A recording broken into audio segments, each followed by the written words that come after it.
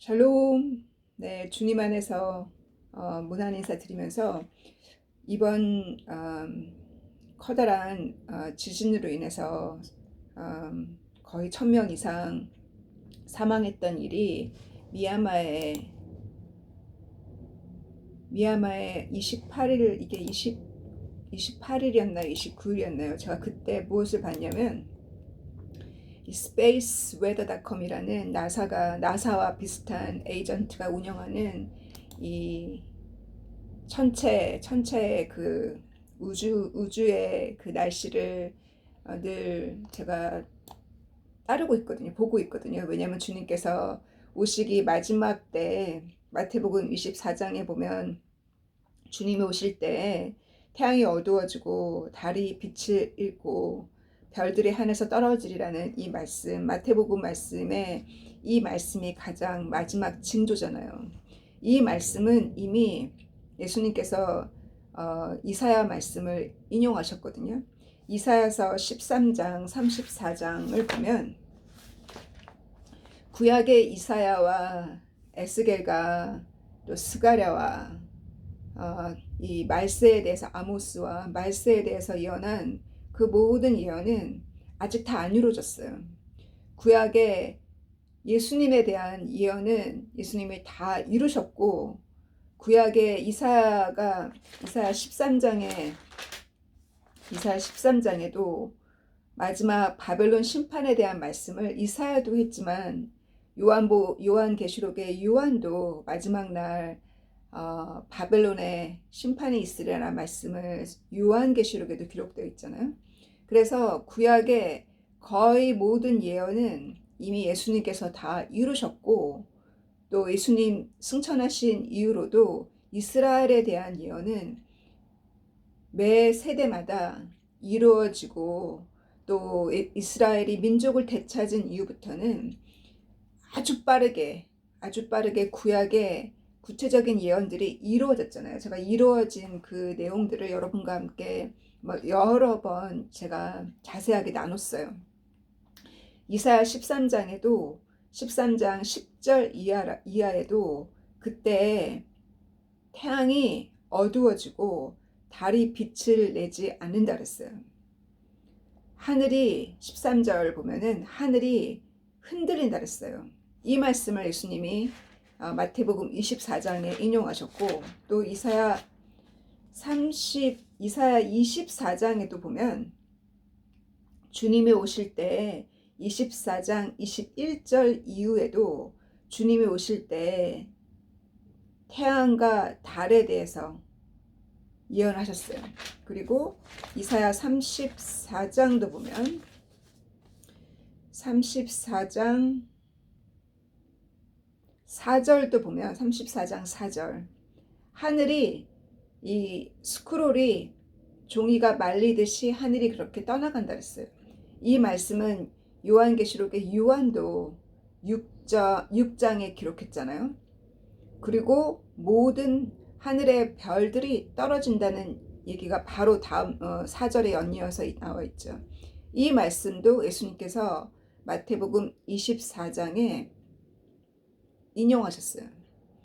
그래서 예수님은 새로운 예언을 하신 것이 아니라 구약에 예언되어 있던 예언을 이루셨고, 구약에 이미 다니엘이 말했고 이사야가 말했고, 주가 마지막 심판할 때, 그 인류의 마지막 심판 때 있을 일들을 이미 구약의 많은 선지자들이 예언했고, 그 예언을 예수님이 또 하셨어요.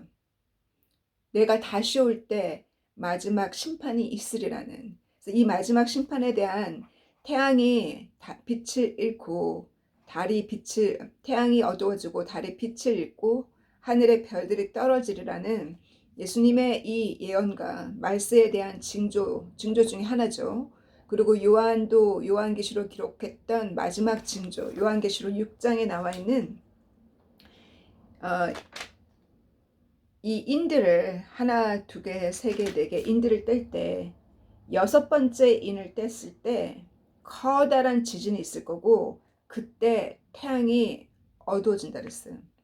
이번에 하나의 징조 중에 하나로 28일인가 3월 28일인가 그때 스페이스 웨더닷컴에서 이 태양의 스톰의 그 레벨이 있잖아요. 그 레벨이 X였어요. X면 가장 큰 거잖아요. 그 중에 그 X 1.1이었거든요.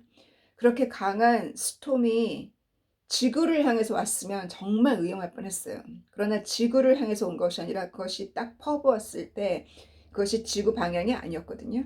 그래서 한번 그렇게 스톰이 나가면 지구를 향해서 지구를 향해서 뿜어내지 않았다 할지라도 태양이 이렇게 자전을 하잖아요. 그래서 지구까지 미치는데 30시간이 걸린다 그랬어요. 하루나 이틀. 그래서 그 하루나 이틀 안에 우리는 어마어마한 지진을 보았어요.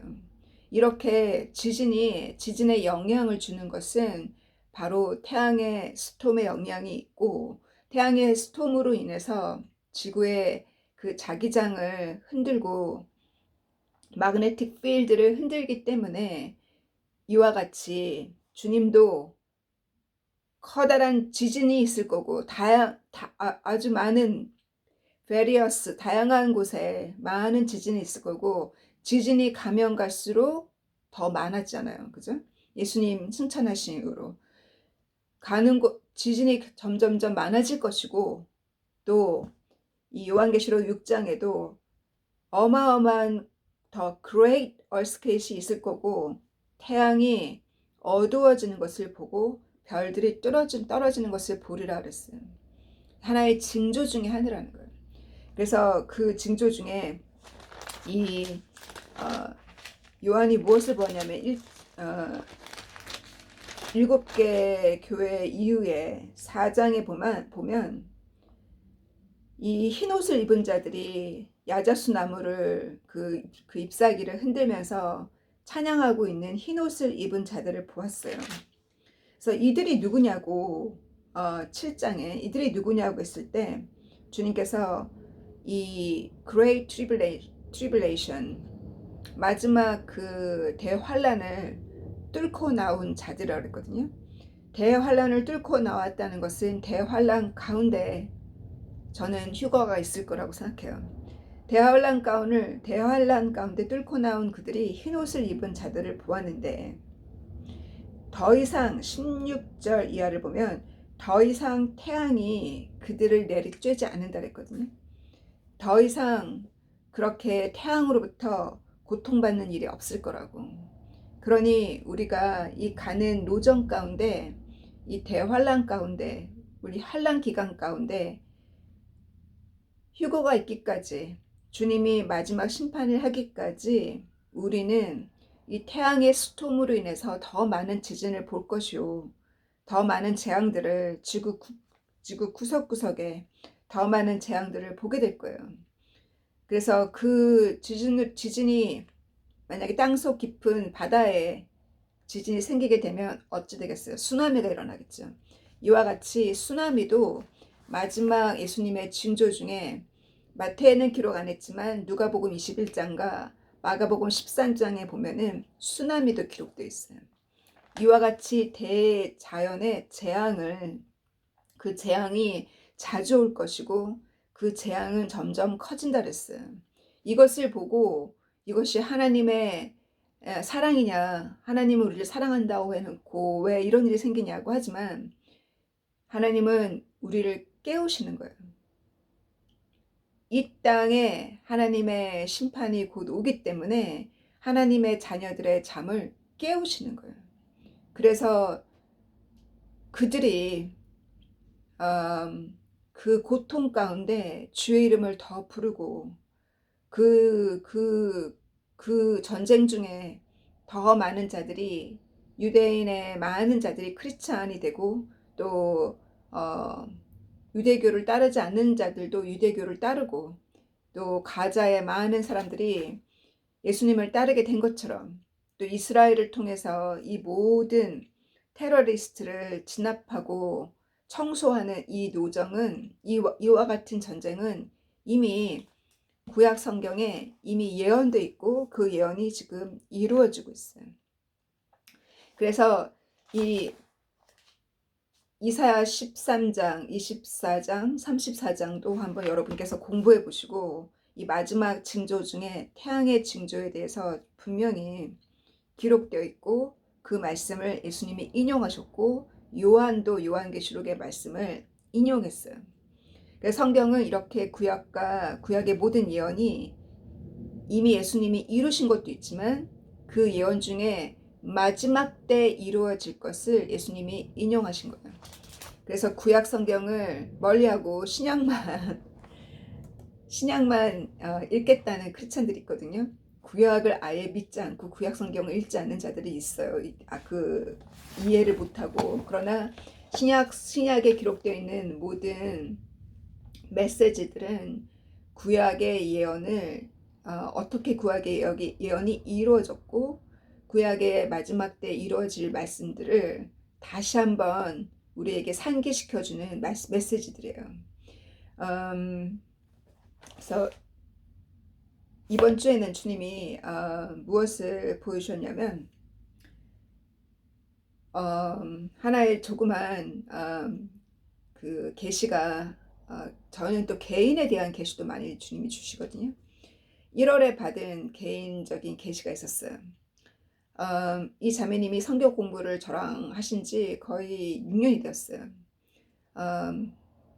사귀던 사람이 바람을 피워서 그 관계가 깨어지고 그로 인해서 회개하고 주님 앞에 말씀 공부를 6년을 했던 자매님인데 제가 꿈에 무엇을 보았냐면 그 바람을 폈던 사귀던 사람이 찾아왔어요.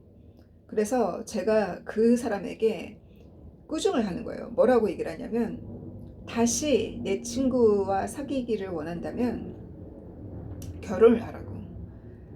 결혼을 원치 않는다면 좀 더 사귀고 기간이 필요하다면 경제적으로 도우라고.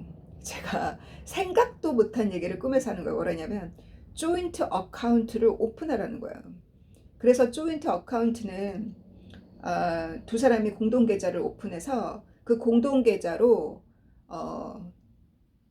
내 친구의 경제적인 부담을 덜어주라고. 그래서 그분은 굉장히 부유하신 분이거든요. 그래서 제가 꿈에 그 꿈을 보고 아마 걔한테 다시 연락이 올 거라 그랬어요. 그랬더니 만나고 싶지 않다는 거예요. 그래서 뭐라 했냐면 이 커플이 다시 하나가 되면 이게 네 번째 커플이거든요. 주님이 저를 통해서 새 커플을 다시 붙이셨어요. 모두가 같은 케이스예요. 남자로 인해서 상처받고 성경 공부를 왔어요. 둘 다 회개하고 말씀 공부한 지 한 달 만에 남친이 돌아왔고 그래서 약혼을 했고 두 번째 커플도 2달인가 한 달 만에 남친을 피앙세를 용서하고 그 피앙세가 저에게 강의를 한 2시간을 듣고 교회를 나오기 시작하면서 1년 후에 그 이후로 1년 반 후에 결혼이 성사가 됐어요. 두 커플이 이렇게 주님 안에서 여자가 회개했을 때 주님의 자녀가 첫 번째 케이스는 무신론자가 저를 통해서 회개하고 크리스찬이 돼서 사귀던 사람이 돌아오고 약혼이 되었고 두 번째 케이스는 크리스찬이 말씀대로 안 살다가 이 일로 인해서 회개하고 성경 공부를 시작한 지 한두 달 만에 용서가 가능했고 그 용서로 통해서 결혼까지 가게 됐어요. 세 번째 커플은 자꾸 이혼 얘기를 했을 때 말씀으로 자매님이 완전히 회개했을 때 말씀으로 회개하고 은혜 받고 주님의 사랑으로 그 마음이 치유받았을 때 이혼에 대한 얘기가 쏙 들어가고 남편이 성경 공부를 나오게 됐어요. 근데 이 케이스는 지금 케이스는 네 번째 케이스거든요. 그래서 제가 했어요. 연락 올 거라고. 그러면서 뭘 했냐면 제가 얘기 한번 했을 거예요. 한 자매님이 그 결혼으로 성사된 그 두 번째 자매님이 그러는 거예요. 사람들은 새 차, 새 집, 새 옷, 새 것을 자꾸 찾지만 리사이클 해야 된다고. 주님이 그렇게 감동을 주셨대요. 딴 데 가서 새로운 사람을 찾으려고 하지 말고 너에게 상처를 준 다른 여자와 그렇게 바람이 났고 그렇게 상처를 준 사람을 다시 고쳐 쓰라고. 리사이클링. 그 사람을 하나님의 말씀으로 회개시키고 가르치고, 예수님께서 그러셨잖아요. 가서 복음을 전하고 치유하고 성령으로 세례를 주고 하나님 말씀을 가르치고 그 말씀대로 순종하도록 가르치라고. 그렇게 리사이클링을 1년 반을 리사이클링을 준비를 해서 결혼까지 간 거예요. 그래서 남편도 같이 교회를 결혼하기 전부터 다시 이렇게 결혼을 준비하면서 그 크리스찬들이 크리스찬 그 오가니제이션에서 하는 커플 테라피가 있어요. 그 커플 테라피도 크리스찬 커플 테라피를 통해서 완전히 전도가 되었거든요. 이렇게 그 내용을 제가 간증을 했어요. 그 사귀던 사람이 지난 바람을 피웠지만 그 사람이랑 헤어지고 싱글로 3년 이상 싱글로 너에게 용서를 구하려고 3년 이상 싱글로 있다면 그거는 증명한 거라고. 누구나 실수할 수 있고 너가 그 용서할 수만 있다면 인생을 외롭게 홀로 사는 것보다 용서할 수 있으면 용서하고 하나님 말씀 가르치라고. 그래서 그분은 불순종하던 크리스찬이었거든요. 그렇게 불순종하는 크리스찬을 순종하도록 너가 만들어서 결혼하라고 제가 그 꿈 얘기를 했어요. 그랬더니 딱 2달 만에 2019년 3월 말에 헤어졌는데 2025년 3월 말에 연락이 온 거예요. 딱 6년 만에. 그래서 6년 만에 마음이 열린 거예요. 그래서 지금 어떤 대화가 진행되는지 제가 또 주일날 얘기를 드릴 거지만 제 마음이 마치 많은 딸들을 제가 키우는데 딸들을 가르쳐서 출가를 시키는 그런 마음인 거예요. 왜냐하면 결혼을 하게 되면 남편이 사는 곳이 꽤 멀기 때문에 제 주변에 있을 수가 없잖아요. 그러니까 자주 얼굴을 못 보죠. 어떤 그 딸들을 시집을 보내는 어떤 그 키워서 분가를 이제 분교죠. 교회를 분교를 하는 거죠. 그래서 교회가 우리 한 사람 한 사람이 교회니까 한 사람 한 사람을 3년을 키우고 4년을 키우고 꽃이 피고 열매가 맺으면 그렇게 되면 그 사람이 이제 교회가 된 거잖아요. 그래서 분교를 해서 너는 거기 가서 그 집에 그 시댁에 말씀을 가르치고 너가 말씀대로 순종하며 사는 모습을 통해서 그 한 사람 한 사람을 그 가정에 복음을 넣으라는 제가 그 말씀을 나눴어요. 이렇게 주님은 불가능한 것을 가능케 한다고 그렇게 차갑게 매정하게 떠난 사람도 주님께서 우리의 기도로 인해서 우리의 용서의 힘으로 인해서 사람이 바뀌어요. 남자의 마음만 바뀌는 것이 아니라 우리 주변에 우리 가족 또 재짓고 있는 친구들 우리가 그들을 용서할 수 있는 마음이 있다면 중보기도가 가능해요. 그러나 용서가 불가능한 상태에서는 중보기도가 제대로 상납이 안 돼요. 왜냐하면 그것은 말로만 하는 기도지 정말 진실로 중보기도를 하는 것이 아니기 때문에. 그러니까 중보기도는 정말 먼저는 용서와 그 가슴으로부터 나오는 진정한 용서가 먼저 돼야 돼요. 그 사람이 너무 불쌍하고 그 영혼이 너무 불쌍하고 더 이상 그 가족이 또 여러분의 친구가 과거에 그 핍박했던 핍박이 개인적으로 받아들여지가 아니고 도리어 요셉을 주님께서 연단시키듯이 그 감옥에서 연단시키듯이 주님이 야곱을 연단시키듯이 그것이 나를 연단시키기 위한, 마치 사도 바울이 얘기했던 내 몸에 있는 가시 같은 사람이었구나라고 깨달아지면 그 개인적인 감정으로부터 완전히 자유로워졌을 때 진실된 기도가 나오거든요. 그리고 그 진실된 사랑이 표현되어져. 상대방이 그 사랑을 여러분 안에 주님의 그 사랑이 상대방이 느껴졌을 때 그 용서의 힘과 그 아가페적인 사랑의 힘이 전달되어졌을 때 사람이 바뀌어요. 그래서 어떨 때는 강하게 복음을 전할 때도 있지만 어떨 때는 그 사랑이 전달됐을 때 나의 낮아진 모습을 통해서 그렇게 딱딱하던 사람이 녹아진다는 거. 제가 어느 부자, 아주 부자 크리스찬인데 이 쇼핑에 한번 중독된 사람은 거기서 나오기가 쉽지 않아요.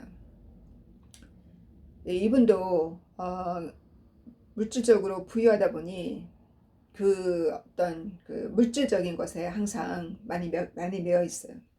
저는 성경 공부를 통해서 11조를 하지 않는 걸로 알고 있거든요.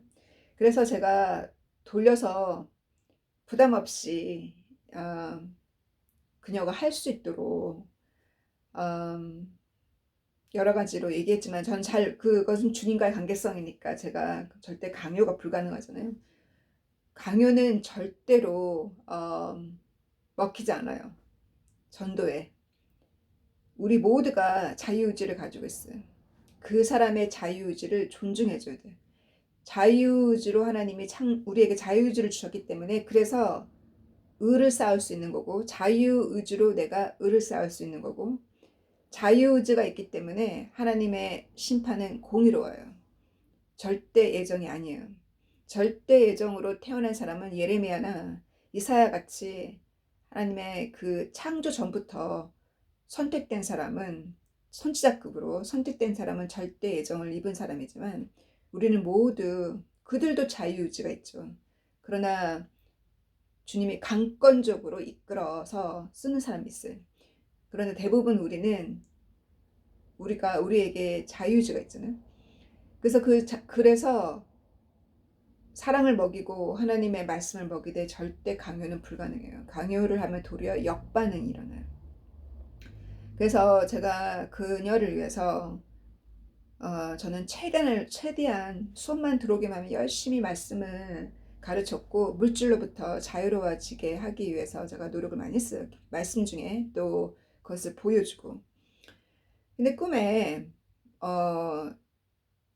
제가 이렇게 보석을 많이 가지고 있는 거예요. 보석도 많이 가지고 있고, 내가 이게 다 어디서 났지? 막 반지도 손가락마다 다 끼고 있고, 귀걸이도 너무 예쁘고, 옷도 화려한 드레스를 입고 있고, 제가 너무 부유해요, 꿈에서는.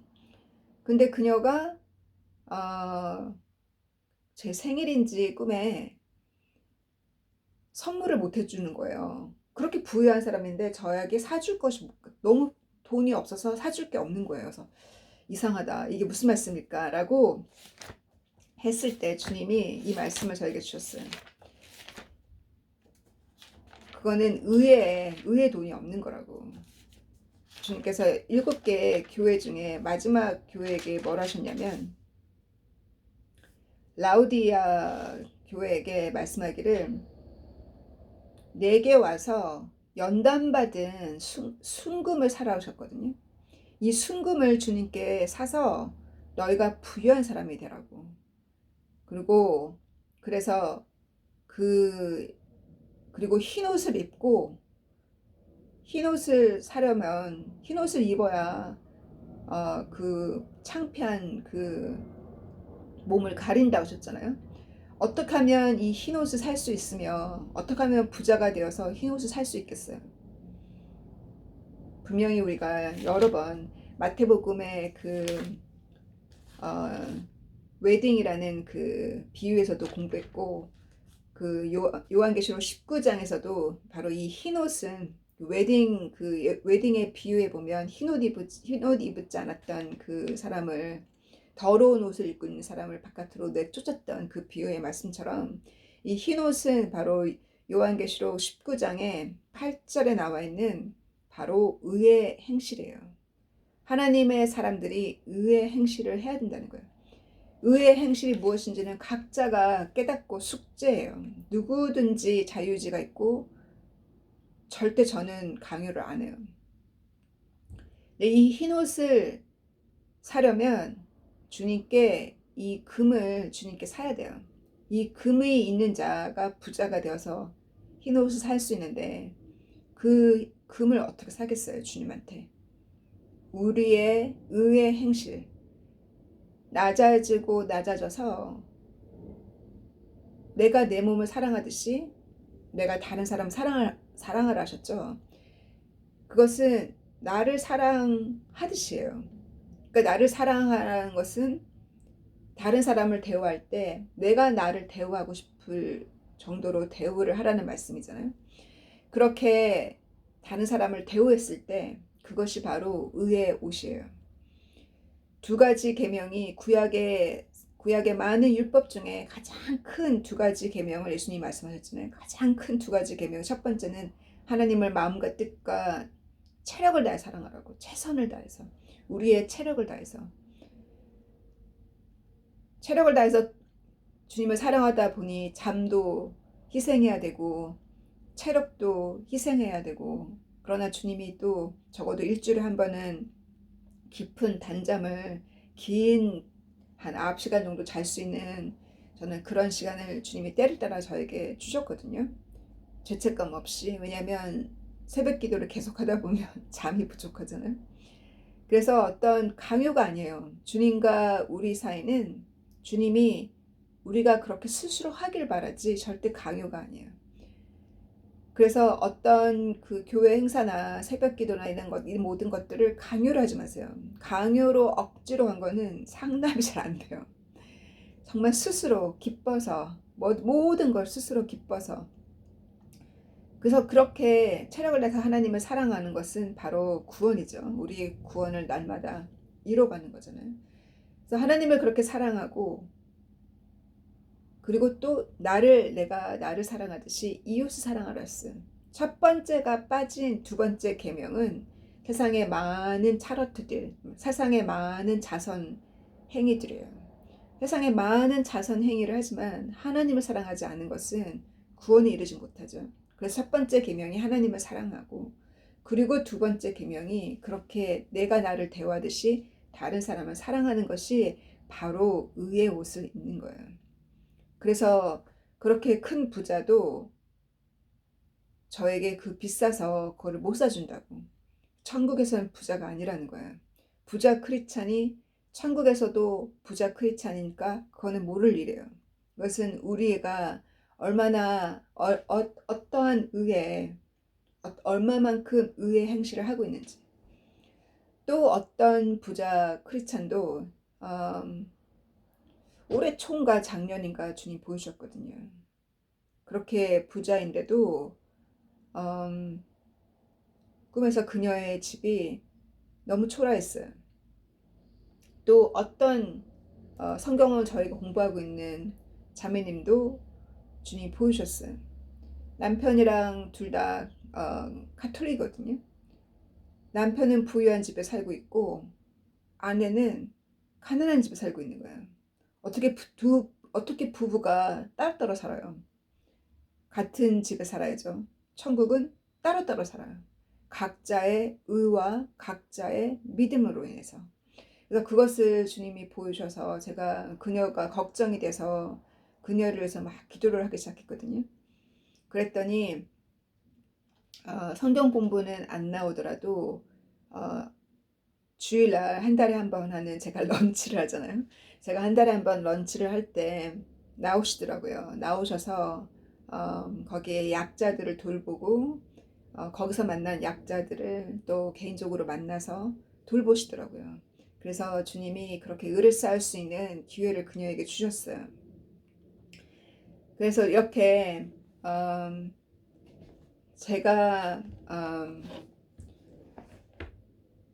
우리는 그들이 죄인이라고, 어떠한 그 죄를 짓고 살고 있는 그 죄인이라고 생각하지만 우리 모두가 과거에 죄인이었어요. 그러므로 그 죄인을 아직도 죄를 짓고 있는 죄인들이 멀리할 죄인도 있어요. 왜냐하면 어떤 사람은 나를 죄 가운데 끌고 가려고 하는 사람들이 있으니까. 그래서 그 요셉이 보디발 아내를 피하듯이 죄를 짓고 있는 곳은 피해야 돼요. 그죠? 그런 곳은. 그러나 인디비주얼로 그들을 만나게 됐을 때 1대1로 만나거나 이렇게 인디비주얼로 개인적으로 만나게 되었을 때는 그 죄인도 회개하고 돌아올 수 있어요. 우리의 삶을 보고 나의 간증을 통해서. 그러므로 주님께서 미리 보여주셨거든요. 한 죄는 2월 28일 제가 다 기록을 해놨어요. 2월 28일 금요일 날 꿈에 저는 그녀를 회개하고 돌아오기 힘들 거라고 그 죄 가운데 기대를 안 했거든요. 근데 저를 따라오는 거예요, 꿈속에서. 그러면서 저에게 예쁜 인형을 선물로 주는 거예요. 그래서 그 꿈을 꿨는데 최근에 그녀를 개인적으로 만나게 됐거든요. 그래서 이런저런 제 교회에서 제가 하는 일과 또 이와 같이 일어난 개인적인 어떤 그 간증들을 제가 나눴는데 그게 감동이 되었나 봐요. 그래서 조금씩 문이 열리고 있거든요. 그래서 이렇게 주님은 미리 한 달 전에 보여주셨고 제가 그녀를 만났을 때 의식하지 말고 이 사람 때가 안 됐을 거라는 그런 어떤 그 의식하지 말고 마음의 문을 열고 대화할 수 있게 미리 보여주셨어요. 그러니까 주님께서 여러분에게 미리 보여주시는 사람들, 준비가 안 됐다고, 우리 생각은 준비가 안 됐다고 생각했지만 주님이 준비시켜줬다는 거. 그래서 이렇게 마지막 때까지 태양은 계속 태양의 그 검은 흑점으로 인해서 계속 쏟아붓는 그 정말 이 지구는 이렇게 마지막까지 잉태의 고통을 앓고 있는 이 과정에 우리 사랑하는 자들이 이 재앙 속에서 속히 죽게 돌아오기를 우리 진심으로 거짓 없는 정말 그 나의 죄가 먼저 보여야지 상대의 죄가 보이기 전에 나의 죄가 먼저 보이는 내 안에 티끌이 먼저 보이는 상대의 죄보다 그래서 내가 진실로 그 아직도 죄를 짓고 있는 친구들과 가족들을 위해서 진실로 솔직한 기도를 할 수 있는 저희가 되기를 간구합니다. 사랑하는 주님 감사합니다. 주님께서 이 모든 징조를 미리 마지막 때 일어날 주님이 오시기 전에 일어날 모든 징조들을 이사야를 통해서 또 아모스를 통해서 모든 선지자를 통해서 미리 말씀하셨고 예수님께서도 이 모든 일들이 있을 거라는 것을 이와 같은 징조가 있을 거라는 것을 전쟁과 지진과 수나미와 태양으로 인한 태양이 어두워져가는 이 모든 것을 주님께서 미리 징조가 있을 징조들을 미리 보여주셨으니 우리가 그 모든 징조를 보고 나를 낮추고 겸손하게 겸허하게 나를 낮추고 주님 회개할 바를 주님 미리 보여주시고 우리의 부족을 용서하시고 우리가 과거에 세상을 더 사랑하고 정말 그렇게 창녀처럼 살았던 저희들을 주님께서 씻기고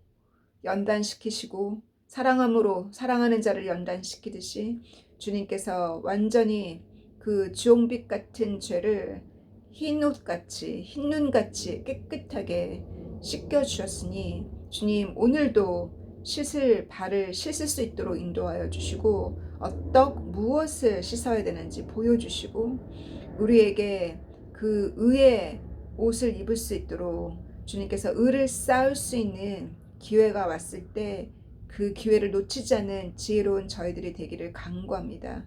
주님께서 내가 나를 대우하듯이 내가 나를 사랑하듯이 그렇게 다른 사람을 대우하고 사랑하라 했으니 그것이 무엇인지 구체적으로 보여주셔서 그 말씀을 순종하기에 부족함이 없는 저희들 되기를 간구합니다. 주님께 모든 것 감사드리면서 사랑하는 예수님의 이름으로 기도했습니다. 아멘. God bless you. See you soon.